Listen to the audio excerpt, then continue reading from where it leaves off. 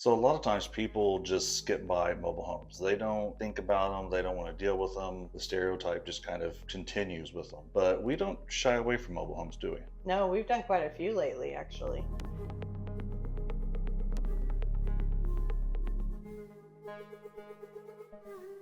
I think you've got to have a decent piece of land and you've got to make it appealing.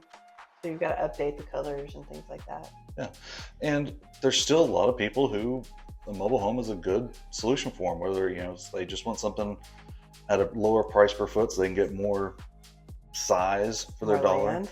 They're out on land. They don't have to deal with neighbors or people near as much. And so they are still a very sought after um, housing option for a lot of people.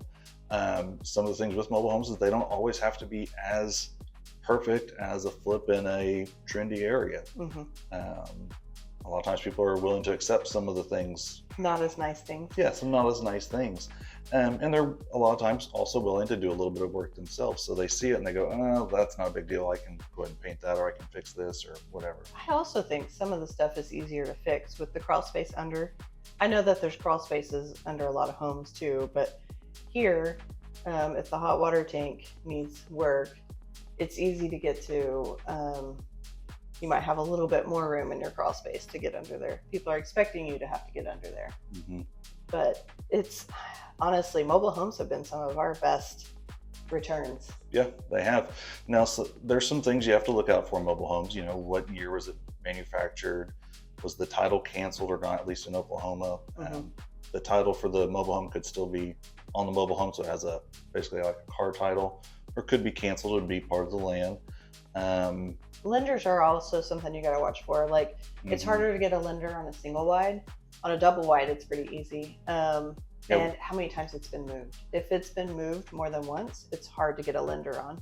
But most of the ones that we've dealt with, they're on their first spot. So we haven't had that much trouble getting lenders for buyers on the ones we've done. Now, key on that is what Amy's talking about are mobile homes that are on land that can be bought with the mobile home, not mobile homes in a park. Correct. That is a completely different ball game altogether. And we have bought some of those, and we've turned those into rentals. We haven't flipped those, and they've been good rentals for us. But they are ones that we can't get a lender on. We've tried several. But usually on those, we're buying them low enough that it's not that big a deal to not have a lender on. Yeah, and we get our cash back fairly quickly. Then it's infinite returns after that point. Yeah. So some other things to think about on mobile homes. You're probably gonna be on well and septic or aerobic or some other form of waste. Whether you have propane or not, some mobile homes will, some won't. This mobile home has propane, although I'm not sure what actually runs on propane. I believe it's the hot water tank. Okay, so I guess just the hot water tank. Materials, a lot of times materials will cost a little bit more on a mobile home because they're more specialized. They're not, the trim that you see in here isn't what you go down to Lowe's or Home Depot and pick up. It's different trim. It's going to be a little bit different size, different material. Different reasons why the manufacturers do that. One, for weight, right? That's the main one. But also things aren't the regular size. Your walls are usually not 2x4s. They're usually 2x3s. So your normal boxes won't fit in them. You have to get special plugs and switches, and you just have to be mindful of these things so it's coming. It's easy to do because we have a mobile home supply store. Actually, we have several in kind of in the same area in Oklahoma City where all the mobile homes are sold. But once you know those things, you just go ahead of time and get what you need, and you have to know it, because if you don't know it, then you get surprised when you go to install something and it doesn't fit. But doors are typically a little bit different. They're not as thick, all those things. But like I said, if you know, you just go to that store. And part of that comes from experience, but also having a process. You have to abide by a process. You hear us say that all the time. You have to abide by a process. You're doing things in the right manner. You're not doing work more than once.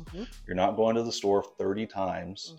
A process will make you more efficient and make you be able to do more deals. Or if you don't want to do more deals, if you just want to do a few per year, and you know what, you're good with the income you get from that, that's great. There's nothing wrong with that. But the process will help maximize your return on those few deals that you do a year. So it's still critical, even if you're Oh, yeah. small number of deals. Yep, totally.